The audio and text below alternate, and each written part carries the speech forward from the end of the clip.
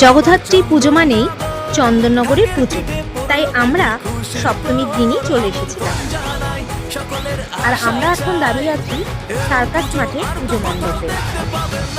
অসাধারণ মণ্ডপটি তৈরি করেছে এবং এখানে এই জগদ্ধাত্রী ঠাকুরটি রাজরানী নামে।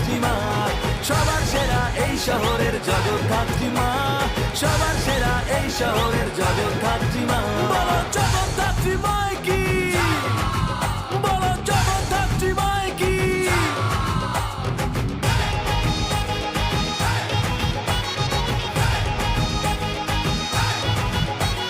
পঞ্চমীতেই শুরু, মন করছে উরু উরু, চক্ষুদানের পর্ব শেষে গয়না পরা শুরু।